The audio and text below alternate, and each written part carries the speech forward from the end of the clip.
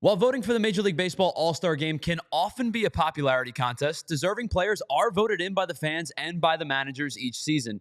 Today, let's take a look at 5 players who could make their first All Star Game appearance in 2025 here on the PHLY Phillies podcast. Let's start with number 5, Joe Ryan, starting pitcher for the Minnesota Twins.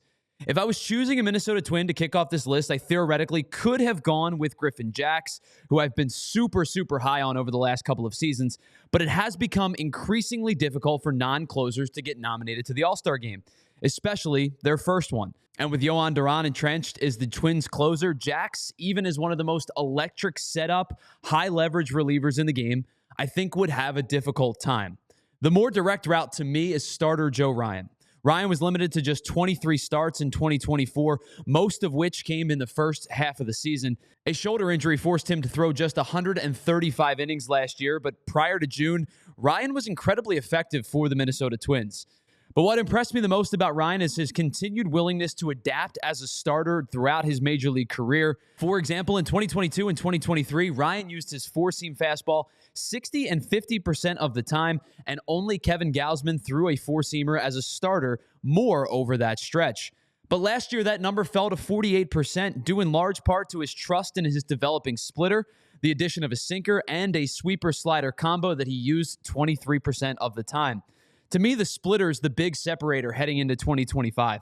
Last year, Ryan added nearly 5 miles an hour on his splitter, deviating from it being more of a split change to a more traditional, heavy, downward-moving sinker. The additional velocity and drop helped Ryan generate over 4% more whiffs in 2024 on the pitch than he did in 2023. It also helped him keep the ball down and out of the air. The splitter's average launch angle in 2024 was 3 degrees, down from 12 degrees in 2023. In total, his fly ball rate dropped 5% and his ground ball rate went up last season. These two things helped Ryan keep the ball in the yard more in 2024, something that he had a problem with in 23, giving up 32 home runs. Ryan is expected to fully be ready for the 2025 season opener, and I expect him to have a major impact in the Twins' rotation from Jump Street, securing his first All-Star appearance. Number 4 on the list, a player in the National League East, outfielder James Wood of the Washington Nationals. Sometimes a player bursts onto the scene in an unexpected way, and sometimes a player is exactly as advertised and looks to become a star in the foreseeable future. I think James Wood falls into the latter category. Wood made his Major League debut on July 1st last year and played 79 games for the Nationals in 2024. What stood out to me in those 79 games? The power is unquestionable. Wood hit 9 home runs in less than 300 at-bats last year, and 2/3 of them, 6 in total, would have been considered no-doubters across Major League Baseball. But that wasn't the most telling thing that jumps out. The ball explodes off of Wood's bat. He finished last year with an average exit velocity of 92.8, which would have been good for 15th across Major League Baseball, and a barrel rate of over 10%, which would have been good for a tie of 7th place with Yordan Alvarez across the league if Wood did have the amount of prerequisite qualified at-bats. The point is, it's undeniable that Wood is just scratching the surface of his seemingly unlimited power potential. Now, his strikeouts and whiff rates were high last year, but that is something that you come to expect with a player who takes healthy cuts like James Wood does. He would have ranked in the bottom 25 in whiff rate and the bottom 8 in strikeout rate if he were qualified in 2024. But you take the bad with the overwhelming good, and I think Wood has the making of becoming a superstar hitter in this league, and it begins in 2024 when he will be the lone representative for the Nationals this season in the All-Star Game. Number 3, Lawrence Butler of the Sacramento Athletics. If Wood was the expected emerging star in 2024, Butler may have fallen into the other bucket with an unexpected breakout season.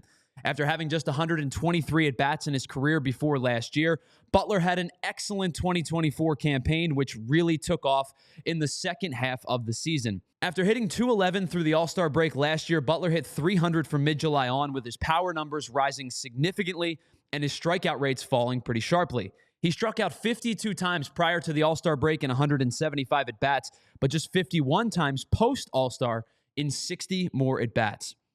But what makes me most excited about Butler's continued rise is his ability to square up the baseball. He finished in the 75th percentile or better in barrel rates and squared up percentages. He also was excellent with runners in scoring position and with 2 outs. Butler struck out just 12 times all year with runners in scoring position, hit .295, and drove in 29 runs in 65 at-bats.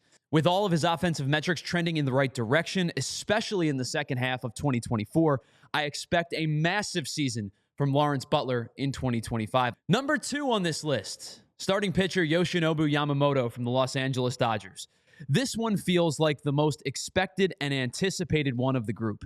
Yamamoto joined the Dodgers before the 2024 season as the second most anticipated free agent on the market, behind just his Dodger teammate Shohei Ohtani. And although he was limited to just 18 starts and 90 innings in his rookie year, Yamamoto showed consistent flashes of excellence last year. Yamamoto features a 6-pitch arsenal, and quite frankly, he could throw another 1 or 2 or 3 if he really felt like it. He's that good, and his arsenal is that deep. But to me, his best pitch is his splitter. Yamamoto generated whiffs on nearly 39% of the swings on his splitter, and hitters hit just 170 off that pitch. They picked up just 6 extra base hits and struck out 42 times in 94 at-bats off the splitter. And what makes it so effective, aside from Yamamoto's ability to spot it, is his willingness to throw it not just in any count, but to either side of the plate. Yamamoto threw the split 355 times last year. He threw it 210 times to lefties and 145 times to righties. Yamamoto keeps the ball on the ground at a nearly 49% clip and generates efficient chase rates and doesn't walk many hitters. He also strikes out hitters at over 28%, which would have tied him for Zach Wheeler for 11th among qualified starters in 2024. Yamamoto, to me, seems poised to take a healthy leap into stardom in 2025, and his first All-Star selection feels like it should be imminent this season. Number 1 on this list is a shock to me. Number 1 on this list, San Diego Padres starter Dylan Cease. Someone, anybody, explain to me how Dylan Cease has never made an All-Star game. Cease has finished twice in the top 5 in Cy Young voting in his career, finishing runner-up in the American League for the White Sox in 2022 and 4th for the Padres in the National League in 2024. His 29.4% strikeout rate in 2024 was good for 8th among active qualified starters, and only Garrett Crochet generated more swings and misses than Cease's 32.4%. The numbers, they speak for themselves. In his 2 Cy Young candidate seasons, Cease was able to limit hard hit percentage and use his slider the most effectively in his career. He struck out no less than 214 hitters over each of the last 4 seasons and has cracked 220 or more 3 of the last 4 years. The issue for Cease, as it's been throughout his career, is flashes of command loss. He's walked 65 or more hitters each of the last 4 seasons and led Major League Baseball in walks allowed in 2022 and wild pitches in 2021 and 2023. Cease is a guy who flirts with a sub-1 whip just about every season while throwing 165 or more innings each of the last 4 years.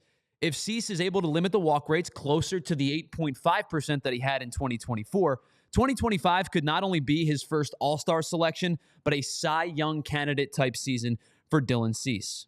Now, forget all of the trade speculations and offseason reports. I don't think any of that will have any impact on Dylan Cease in 2025. Wherever he ends up pitching, San Diego or elsewhere, Dylan Cease will continue to dominate hitters on his path to his first career All-Star appearance.